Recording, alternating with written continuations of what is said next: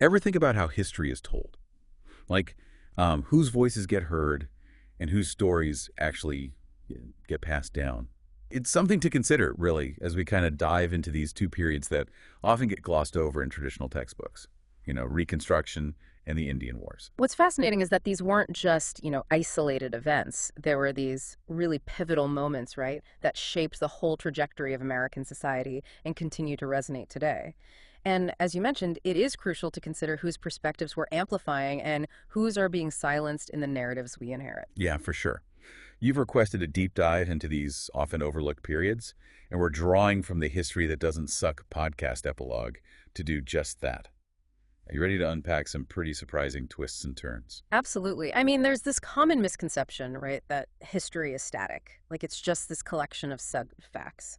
But in reality, it's so much more dynamic, right? New evidence emerges, perspectives shift, and our understanding of the past is constantly kind of evolving. Absolutely, yeah. Let's start with a figure who really embodies this complexity, perhaps better than anyone. Confederate General James Longstreet. Now picture this. A man deeply embedded in Southern culture, a staunch defender of states' rights, who rises to prominence in the Confederate Army.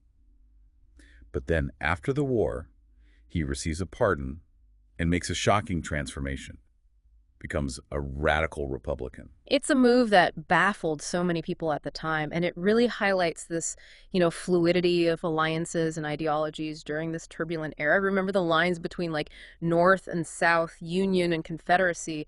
They were blurring as the nation grappled with, the aftermath of the Civil War. It wasn't just a political calculation, though. There's compelling evidence that Longstreet underwent a genuine change of heart. I mean, think about it.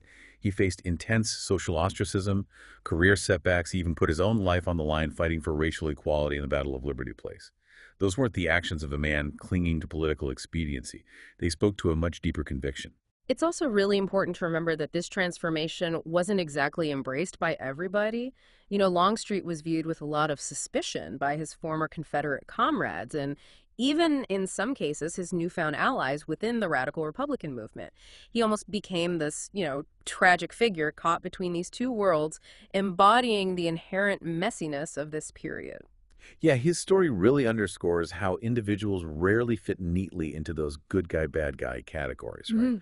Now, to understand the landscape Longstreet was navigating, we need to zoom out a little bit and look at the broader political stage of Reconstruction. The Republican and Democratic platforms during this period offered these starkly different visions for the nation's future. Yeah, on the one hand, you had the Republicans, particularly the radical wing, who were really championing this federal oversight of the former Confederate states with a strong emphasis on ensuring black equality. They were very much willing to use military force to achieve these goals and enact significant social and political reforms in the South. On the other hand, you had the Democrats rallying around this concept of home rule, advocating for more state-level control and a return to those pre-war power dynamics. And to achieve their objectives, they often resorted to violence and intimidation, particularly targeting black communities who were finally exercising their newfound rights. And it's crucial to understand that these weren't just abstract political debates, right? They had these really serious real-world consequences that played out in communities across the South. The Democrats had these militant wings, these groups like the Ku Klux Klan and the White League, who were engaging in these campaigns of terror to completely undermine Reconstruction efforts.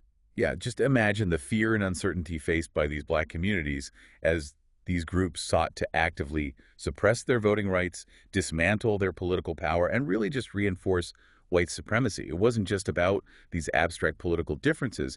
It was a very real and violent struggle for control of the South's future. And tragically, these tactics proved effective.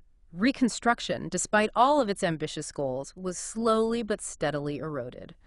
Court decisions weakened the 13th, 14th, and 15th Amendments, undermining the legal protections for black citizens and paving the way for the Jim Crow era that would come after. It's heartbreaking to see how these really hard-won gains were chipped away, setting the stage for those decades of systemic discrimination.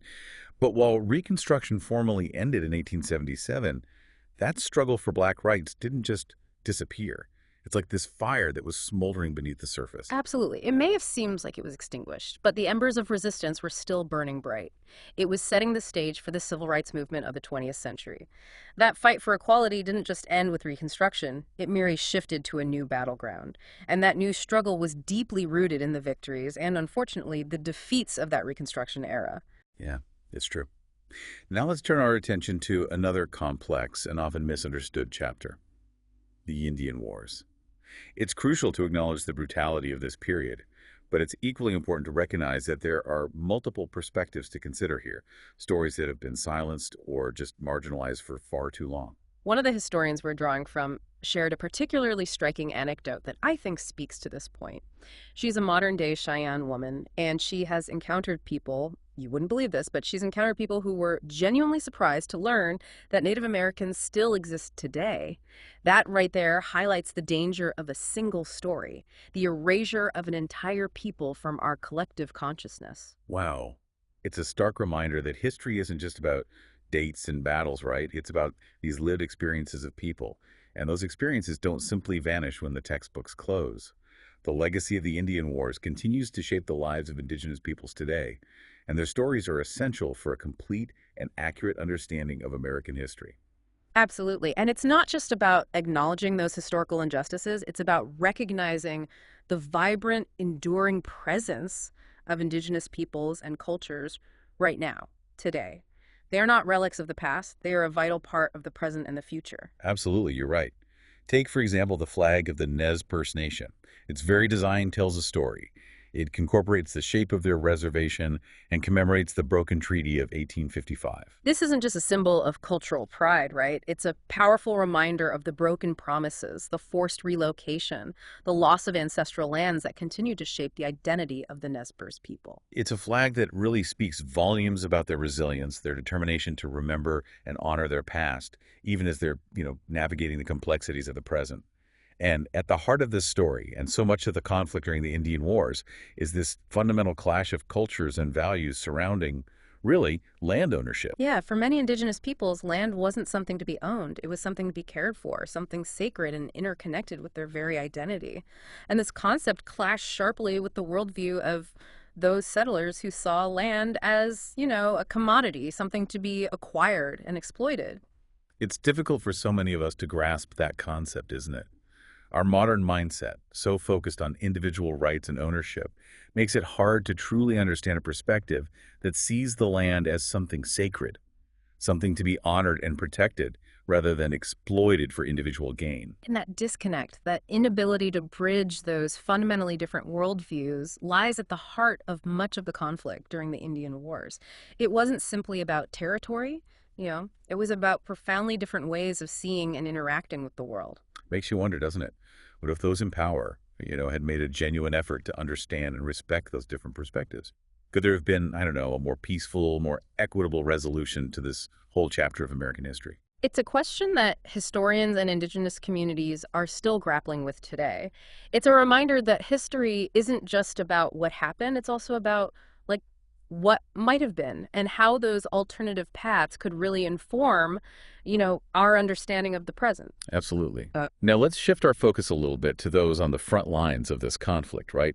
It's really easy to just fall into this trap of seeing these historical figures as these monolithic villains. But as we kind of dig deeper, we discover a much more nuanced reality. These were individuals wrestling with their own consciences, often torn between following orders and witnessing these horrible injustices inflicted on Native Americans. Take, for instance, military leaders like John Gibbon and George Crook. These weren't just heartless warmongers, They were men who were caught in a system that demanded their obedience even as they grappled with the moral consequences of their actions. Yeah, you're right. Gibbon, especially, really seemed to struggle with this internal conflict. Remember that really poignant quote of his right before the Battle of the Big Hole? He's talking to a bishop and he's seeking reassurance about his, quote, gentle disposition, even as he's preparing to lead his troops into this just devastating attack on a Nez Perce village. It's such a chilling juxtaposition. You can almost hear the desperation in his voice, The moral toll of war weighing so heavily on his soul. It underscores that fact that these weren't just like faceless figures carrying out orders.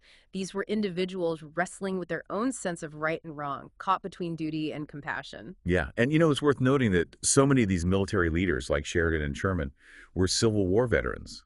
So they actually brought their experience with total warfare to the West, which really helps explain those often brutal tactics used in the Indian Wars. Yeah, that's such a crucial connection. The Civil War had just fundamentally reshaped the American military's approach to warfare, and those lessons, both strategic and psychological, were just carried over into these conflicts with Native Americans.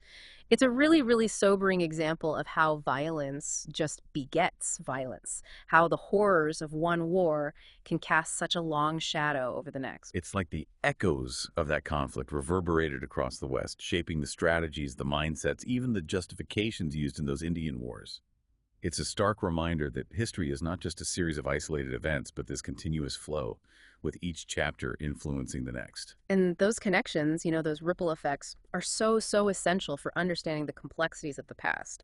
We can't simply compartmentalize these periods and just treat them as isolated incidents. They are interwoven threads in this larger tapestry of American history, and unraveling those threads really requires a willingness to confront those uncomfortable truths and, embrace nuance. And as we kind of delve deeper into these connections, we start to see these and statements emerge. Those moments where history refuses to be neatly categorized, where individuals and events embody both those positive and negative aspects. Yeah, that's precisely where things get really, really interesting, right? It challenges us to move beyond those simplistic narratives of, heroes and villains and just embrace that messiness, the contradictions that make history so compelling. It's so true. Take Phil Sheridan, for example. Here's a man hailed as a hero for his role in the Civil War, a champion of black rights during Reconstruction. Yet he also held these deeply prejudiced views against Native Americans. His actions and policies in the West were often really brutal and reflected a belief in the inherent inferiority of indigenous peoples. It's a jarring contrast, isn't it? How can someone fight for justice in one arena while perpetuating injustice in another? It forces us to confront the complexities of human nature, that capacity for both empathy and prejudice to exist within, the same individual. Yeah, it's a reminder that even those who are fighting for progress can be blind to their own biases, especially when those biases align with the prevailing power structures of the time. Sheridan's case is a very stark illustration of how historical figures can embody both progress and regression. And, understanding those contradictions is just essential for a nuanced view of the past. Yeah, it's like this balancing act, isn't it? Acknowledging the contributions of these figures without kind of glossing over their flaws. But I mean, isn't that the whole point of this whole deep dive? To challenge those assumptions, to delve into the gray areas where history just refuses to be neatly categorized. Absolutely. It's about embracing that messiness, the contradictions, those uncomfortable truths that force us to confront our own biases and grapple with the complexities of the past. And sometimes, those uncomfortable truths lead us to question even those figures that we hold in high regard. Think about Ulysses S. Grant, the man who led the Union to victory in the Civil War. A figure often revered for his commitment to justice and equality. Even he stumbled when it came to, indigenous relations. His peace policy, while well-intentioned, ultimately proved to be really ineffective and in many ways even harmful. It aimed to assimilate Native Americans into white society, often through, forced relocation and cultural suppression. It really highlights the limitations of even the most noble ambitions when those ambitions are rooted in this fundamentally flawed understanding of other cultures. Yeah, it's like trying to fit a square peg into a round hole. Grant, despite his military prowess and political influence, just couldn't single-handedly overcome those deeply entrenched prejudices and expansionist ambitions that fueled the Indian Wars. His peace policy, while a departure from those outright extermination policies of previous administrations, ultimately failed to address, the root causes of the conflict. It's a reminder that progress isn't always linear, right? There are setbacks, missteps, and unintended consequences that complicate even those most well-intentioned efforts. And understanding those complexities, those nuances, is so crucial if we're to learn from the past and actually, forge a more just and equitable future. Precisely. It's about moving beyond those simplistic narratives Yeah. and embracing those and statements, acknowledging that history, like life itself, is very, very rarely black and white. It's about recognizing that individuals and events can embody both positive and negative aspects, and that understanding those complexities is what truly enriches our understanding of the past. And it's in those moments of realization, those aha moments where we connect the dots between the past and the present, that history truly comes alive, I think. Yeah. We start to see how those echoes of these historical events continue to reverberate in our society today. They shape our institutions, our beliefs, even our personal interactions. It's like we're holding up a mirror to history. And what we see reflected back at us is both illuminating and unsettling.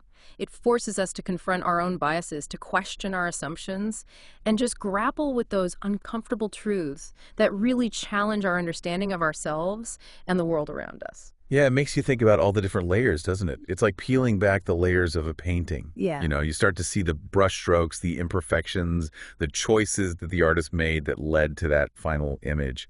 And in those details, we actually find a deeper, more nuanced understanding of the whole work. That's such a great analogy. And just like with the painting, understanding the context in which history unfolded allows us to appreciate those complexities, to see beyond just simple interpretations. Speaking of context, Yeah. I think it's important to circle back to a point we made earlier about the impact of the Civil War on the Indian Wars, right? Yeah. And it wasn't just about the individuals who fought in both. It was about this huge shift in the American military mindset. Exactly. The Civil War had been this brutal, all-consuming conflict that really normalized this whole new level of violence and destruction, previously unimaginable. And as you mentioned, a lot of the tactics and strategies that were used in the Civil War, especially this whole concept of total warfare, were just kind of carried over into those Indian Wars. Yeah, it's true. Think about it. The destruction of infrastructure, Yeah. the targeting of civilian populations, those scorched earth policies, it was all part of the Civil War playbook. And it was applied with, devastating effect in the West. It's honestly a chilling example of how the trauma of one conflict can completely shape the way that subsequent conflicts are waged, how that cycle of violence can really perpetuate itself across generations. Yeah, and that cycle of violence, it often had these unintended consequences, even for those who were genuinely trying to bring about peace, right? We were talking about Ulysses S. Grant and his peace policy earlier. It was a real attempt to move away from that outright warfare that had characterized so much of, U.S. indigenous relations. But it was, in the end, really flawed in its execution.